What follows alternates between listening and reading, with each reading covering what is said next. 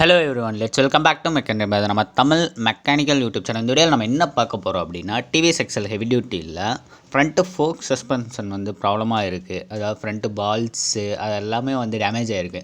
திரும்பும்போது பார்த்துட்டிங்கன்னா ரொம்பவே கஷ்டமாக இருக்குது. சடக்குன்னு சவுண்டு, அதுமாதிரி திருப்ப முடியல, திருப்புறதுக்கு கஷ்டம், ஷோல்ட்ரு பெயின், கஸ்டமருக்கு வந்து ஷோல்ட்ரு பெயின், ஹேண்ட் பெயின் எல்லாமே வந்து எஃபெக்ட்ஸ் வந்து காட்டியிருக்கு. அதனால் வந்து நம்ம ஃபோர்க்கு தான் நம்ம ஷெட்டுக்கு எட்டு வந்திருக்காங்க. நம்ம ஃபோர்க்கை பார்த்துட்டு ஃபோர்க்கு பால்ஸு எல்லாமே மாற்றி ஆகணும், க்ரீஸ் எல்லாமே வச்சாகணும் அப்படின்னு சொல்லிட்டு நம்ம எப்படி இது வந்து ரெடி பண்ணுறது அப்படிங்கிறத இந்த வீடியோவில் பார்க்க போகிறோங்க. இது வரைக்கும் நம்ம சேனலை சப்ஸ்கிரைப் பண்ணாமல் இருந்தால் மறக்காமல் சப்ஸ்கிரைப் பண்ணிக்கங்க. அப்படியே பக்கத்தில் இருக்க பெல் ஐக்கனை கிளிக் பண்ணிட்டு ஆல்ங்கிற ஆப்ஷன் இருக்கும், அது சூஸ் பண்ணிங்க. அப்போ தான் நாங்கள் ஒவ்வொரு டைம் வீடியோ போடுவோம், உங்களுக்கு நோட்டிஃபிகேஷன் நீங்களும் வந்து அதை பார்த்துக்கோங்க, நீங்களே ரெடி பண்ணிக்க முடியும். இப்போ வீடியோக்குள்ள போகலாம். ஃபர்ஸ்ட் ஆஃப் ஆல் என்ன பண்ணணும் அப்படின்னா, ஃப்ரண்ட் வியூவில் வந்து டிஸ்மேண்டில் பண்ணுங்கள். ஃபோர்க்கு மேலேருந்து நம்ம எல்லாமே டாப் டு பாட்டம் வந்து கழட்டி ஆகணும் கண்டிப்பாக, ஃபோர்க்கை பொறுத்த அளவுக்கு. ஏன்னா ஃப்ரண்ட்டு சஸ்பென்ஷன் வந்து கரெக்டாக இல்லைன்னா நமக்கு கஸ்டமருக்கு வந்து ஷோல்டர் பெயின் வரும். கரெக்டாக டேர்னிங் பண்ணுற இடத்துல டேர்னிங் பண்ண முடியாது சடனாக. இதனால் நிறைய ஆக்சிடென்ட் ஃபேஸ் பண்ண வேண்டியது வரும். ஸோ இதனால் ப்ராப்பராக வந்து ஸ்கிப் பண்ணாத பாருங்கள், அப்போ தான் ப்ராப்பராக வந்து மாட்ட முடியும். இதெல்லாம் உயிர் விஷயம், கேர்ஃபுல்லாக பண்ணணும். வீல் டைட் பண்ணுறது எல்லாமே பேசிவிட்டு வேடிக்கை பாட்டெல்லாம் பண்ணக்கூடாது. ஒன்ஸ் டைட் பண்ணிட்டீங்கன்னா டைட் பண்ணுறது அடுத்த வேலையவே பார்க்கணும். இது எல்லாமே இம்பார்ட்டன்ட்ங்க, மறந்துடாதீங்க. இப்போ வந்து ஃபஸ்ட்டு ஃப்ரண்ட் வீலை வந்து கழட்டிக்கலாம். பிரேக்கை வந்து நான் பிரேக் லிவர் வந்து ரிமூவ் பண்ணிட்டேன் ஆல்ரெடி.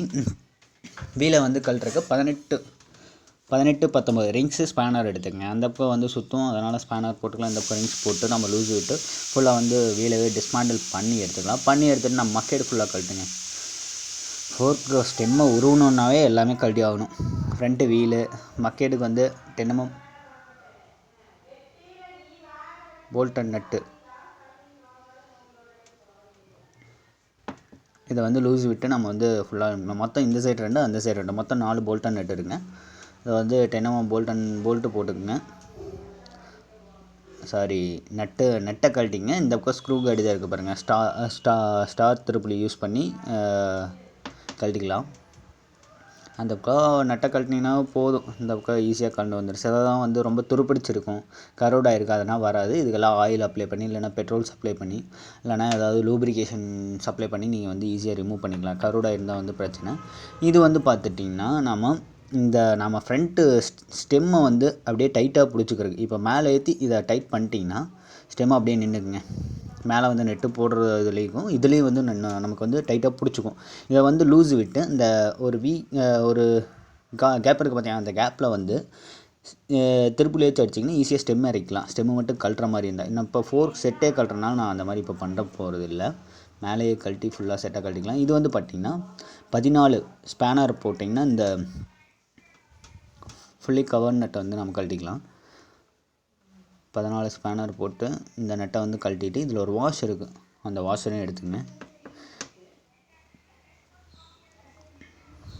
இந்த வாஷரை வந்து சேஃபாக எடுத்து வச்சுக்கோங்க. வாஷர் போட்டு தான் மாட்டணும், வாஷர் போடாமல் மாட்டிடாதீங்க.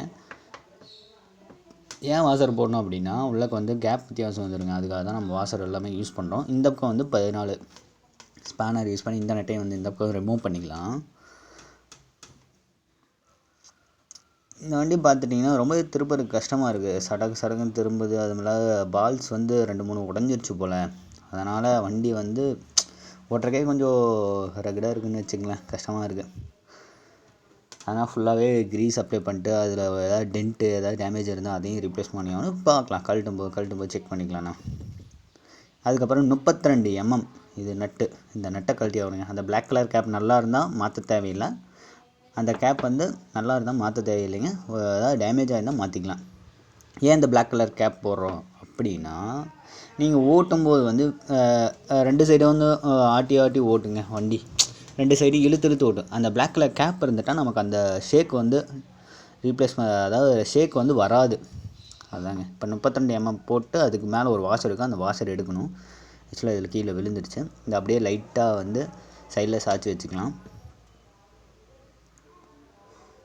அந்த சைடு சாய்ச்சி வச்சுக்கலாம், இந்த சைடு சாய்ச்சி வைக்க முடியல. சரி, சாய்ச்சி வச்சுட்டு இந்த கப்பை வந்து கழட்டிக்கலாங்க. மேலே கழட்டுறதுக்கு முன்னாடி 2 வாஷர் போட்டிருப்பாங்க. மேலே டாப்பில் ஒரு வாஷர், இது உள்ளக்க வந்து 2 வாஷர் இருக்கும். நீங்கள் நல்லா செக் பண்ணிங்கன்னா 2 வாஷர் போட்டிருப்பாங்க. போடலைனாலும் நீங்கள் 2 வாஷர் போட்டு தான் மாற்றணும், ஓகேங்களா. வாஷர் வெளியே கிடைக்கிறது கொஞ்சம் கஷ்டம்தான், இருந்தாலும் செகண்ட்ஸ் அந்த மாதிரி இருந்தால் கிடச்சிரும், ஓகேங்களா. இந்த கப்பை வந்து ஃபுல்லாக கழட்டிக்கலாம். கழட்டும் போது பாருங்கள் எல்லாம் நிறன்னு கழண்டு வருது.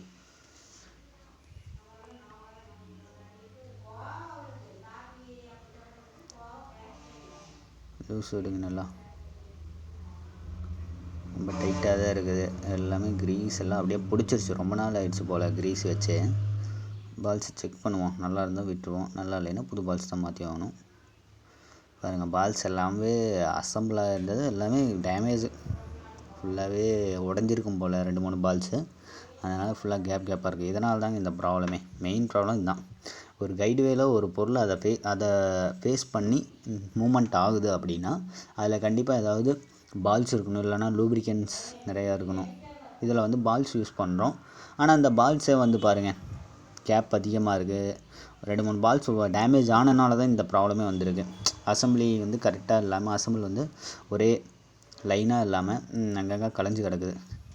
மேலே 2 பால்ஸ் ஒட்டியிருக்கு. இதெல்லாமே இந்த பால்ஸ் எல்லாமே வெளியில் எடுத்துகிட்டு இந்த கப்பை செக் பண்ணுங்கள். பால்ஸ் வைக்கிறேன் பார்த்தீங்களா, இந்த கப்பை வந்து ஃபுல்லாக க்ளீன் பண்ணிட்டு சுத்தமாக செக் பண்ணுங்கள். ஏதாவது டென்ட் இருக்கா, டேமேஜ் ஆகிருக்கா, உடஞ்சிருக்குதா அப்படிங்கிறது எல்லாமே செக் பண்ணணும். அந்த கப்பை செக் பண்ணதுக்கப்புறம் தான் பால்ஸை வந்து மாட்டணும். இந்த பால்ஸ் ஃபுல்லாகவே நம்ம எடுத்து க்ளீன் பண்ணிக்கலாம். மேலே கீழேயும் பால்ஸ் வச்சுருக்குங்க. அந்த பால்ஸும் அசம்பிளி பார்த்துட்டிங்கன்னா 2-3 பால்ஸ் உடஞ்சிருக்கும் போல், எல்லாமே கலைஞ்சிருக்குது. அப்படியே ஸ்டெம்மை கீழே இறக்கி வச்சுட்டு, இதுக்கு 2 பேர் வேணுங்க. இருந்தாலும் ஒருத்தரே வந்து மேனேஜ் பண்ணுறது கொஞ்சம் கஷ்டம்தான். கொஞ்சம் கஷ்டப்பட்டிங்கன்னா ஈஸியாக மேனேஜ் பண்ணிக்கலாம். ஸ்டெம்மில் இருக்கிற பால்ஸ் எல்லாமே எடுத்துக்கலாம். இப்போது பால்ஸ் எல்லாம் தேஞ்சு 2-3 உடஞ்சி எல்லாம் பீஸ் எல்லாம் காணும். உடஞ்ச பீஸ் எல்லாம் காணும். இருந்தாலும் ஃபுல்லாக நீங்கள் வந்து சுத்தமாக க்ளீன் பண்ணிட்டு தான் இந்த டேமேஜை செக் பண்ணணும். ஏன்னா ஒரு துளி பால்ஸ் உடஞ்சி நடுவில் சிக்கியிருந்தாலும் நீங்கள் அப்படியே மாற்றும் போது அந்த சவுண்டு வந்துகிட்டே இருக்குங்க. இப்போ நான் ஃபுல்லாக க்ளீன் பண்ணிட்டேன். மேல் கப்பை பூரா பால்ஸ் எடுத்து க்ளீன் பண்ணிட்டேன். இந்த சர்ஃபேஸை வந்து செக் பண்ணணும். அவுட்டர் கோர் சர்ஃபேஸ் வந்து எப்படி இருக்குங்கிறத கை வச்சு செக் பண்ணுங்கள். அதாவது டென்ட்டு ரொம்ப பள்ளமாக இறங்கி இருந்துச்சுன்னா நீங்கள் இந்த கப்பை கண்டிப்பாக மாற்றி ஆகணும். சுற்றி வச்சு 2 தட்டு தட்டிங்கன்னா இந்த கப்பை மேலே வந்துட்டு புது கப்பை வாங்கி அப்படியே வால் வச்சு நம்ம அப்படியே பேஸ்ட் பண்ணிக்கலாம். இதில் அடிச்சுக்கலாம்.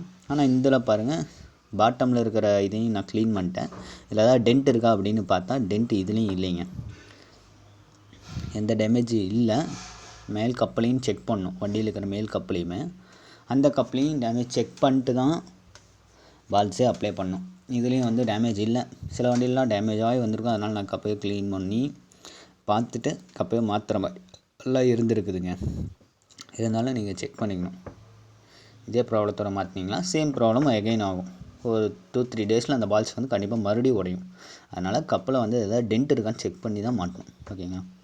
எல்லாம் சுத்தமாக பெட்ரோல் போட்டு வாஷ் பண்ணி பாருங்கள் சர்ஃபேஸை. இதுக்கப்புறம் நம்ம பிளாக் க்ரீஸ் அப்ளை பண்ணிக்கலாங்க. பால்ஸுக்கு கண்டிப்பாக பிளாக் க்ரீஸ் வந்து பிளாக் க்ரீஸ் ஏன் வைக்கிறோம் அப்படின்னா, பிளாக் க்ரீஸ் தாங்க லைஃப் வந்து ரொம்ப கொடுக்கும். ஒயிட் க்ரீஸ் அதாவது எல்லோ க்ரீஸ் கூட ரொம்ப நாள் வந்து வராது. ஆனால் பிளாக் க்ரீஸ் வந்து ரொம்ப டென்சிட்டி, அதாவது ரொம்ப அதிகங்க. திக்கன் வந்து அதிகம். சீக்கிரம் வந்து காஞ்சு போகாதுன்னு வச்சுக்கோங்களேன்.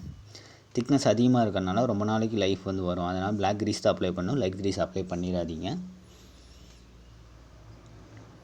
பேரிங்க்கு ரொட்டேட்டிங் பேரிங் எலிமெண்ட் இருக்குது பார்த்தீங்களா, அந்த பேரிங்க்கு எல்லாமே பிளாக் க்ரீஸ் தான் வைப்பேன். நீங்கள் என்ன பாருங்கள், பேரிங் எல்லாமே பிளாக் க்ரீஸ் தான் அப்ளை பண்ணி ஆகணும். திக்னஸ் அதிகமாக இருக்கும், லைஃப் வந்து ரொம்ப நாள் வரும். அப்போ பேரிங் வந்து நமக்கு சீக்கிரமாக போகக்கூடாதுன்னா நமக்கு பிளாக் க்ரீஸ் தான் அப்ளை பண்ணணும். இதுக்கு நான் கப்புக்கும் 2 சைடும் பிளாக் க்ரீஸ் ஃபுல்லாக அப்ளை பண்ணுங்கள். அந்த கப்பை வந்து ஃபில் பண்ணணும் பிளாக் க்ரீஸை. பாட்டம்லேயும் வந்து பார்த்திங்கன்னா பிளாக் க்ரீஸ் ஃபில் பண்ணணும். கையிலே ஒட்டிகிட்டு வருவோம். இருந்தாலும் கொஞ்சம் சமாளித்து அந்த பிளாக் க்ரீஸை வைங்க.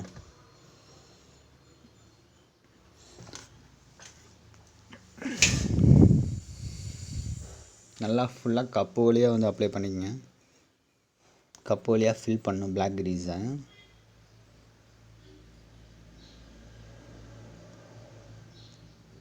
இப்போ பிளாக் க்ரீஸ் வந்து ஃபுல்லாக ஃபில் பண்ணிட்டேன்.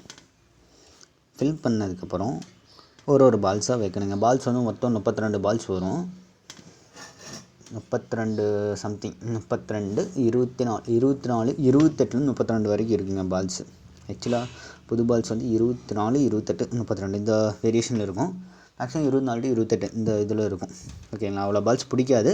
இருந்தாலும் புது பால்ஸில் வந்து கொஞ்சமாக மிச்சமாகும். நீங்கள் புதுசாக வாங்கினீங்கன்னா கரெக்டாக வச்சிங்கன்னா கரெக்டாக இருக்கும். சிலது மிஸ் பண்ணிங்கன்னா இப்போ ஒரே மாதிரி தான் இருக்கும். ஓகேங்களா? பால்ஸை வந்து கேப் விடாமல் லைட்டாக அப்படியே வச்சுட்டே வரணுங்க அந்த கப்பில். ஏன் க்ரீஸ் அப்ளை பண்ணுறோம் அப்படின்னு பார்த்துட்டிங்கன்னா லைஃப் வரணும். அண்ட் தென் பால்ஸ் வந்து அந்த க்ரீஸ் லூப்ரிகண்ட்லேயே ரொட்டேட் ஆகிட்டு இருக்கணும். இப்போ அப்படியே வரிசையாக பால்ஸ் வந்து அப்ளை பண்ணிட்டு வாங்க. கீழே இருந்தால் பரவாயில்ல.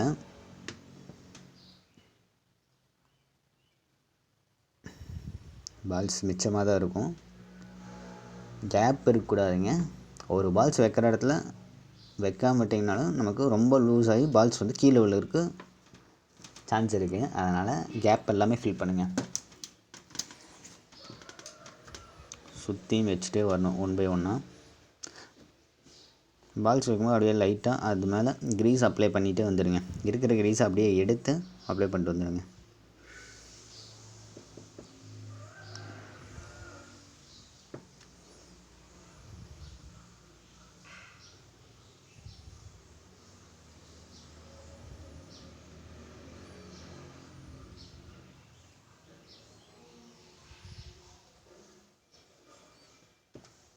ஃபுல்லாக வந்து இப்போது ஓரளவுக்கு வச்சாச்சு. முக்கால்வாசி பால்ஸ் வச்சாச்சுங்க. சர்ஃபேஸ் வந்து அப்படியே லேயர் பை லேயராக எடுத்து விட்டுட்டே வரணும். அப்போ தான் ஏதாவது கேப் இருந்தால் கூட அந்த பால் போய் ஃபில் பண்ணிக்கும். அந்த கேப்பை கேப் இல்லாமல் வச்சுக்கோங்களேன். ஒரு துளி கேப் இருந்தாலும் நமக்கு அகைன் ப்ராப்ளம் வந்துடும். எல்லா கேப்பையும் ஃபில் பண்ணுங்கள். ஃபில் பண்ணதுக்கப்புறம் சர்ஃபேஸ் வந்து மேலே ஒரு டாப் லேயரில் அப்படியே கையில் வச்சு ஒரு ரொட்டேட் பண்ணிங்கன்னா எல்லா பால்ஸும் அசம்பிள் ஆகும். இல்லை அதோட கேப்பில் வந்து அசம்பிள் ஆகணும். எனக்கும் கரெக்டாக அசம்பிள் ஆகிக்கும். ஒரு பால்ஸ் வைக்கிற கேப் இருந்தாலும் அந்த இடத்துல பால்ஸ் கண்டிப்பாக வைக்கணுங்க. கடைசியில் மறுபடியும் எச்சா பால்ஸ் வச்சு அமுத்துனீங்கன்னா ஒரு பக்கம் பால்ஸ் மேலே ஏறிடும். அப்போ ஒரு பால்ஸை வெளியில் எடுத்துருங்க. ஏன்னா அதிகமான பால்ஸ் வைக்கும்போது உங்களுக்கு ஒரு பால்ஸ் கண்டிப்பாக அந்த சர்ஃபேஸில் இருக்காது. இந்த மாதிரி சர்ஃபேஸ் வந்து அப்படியே ஃப்ளாட்டாக இருக்கணும். எந்த கேப்பு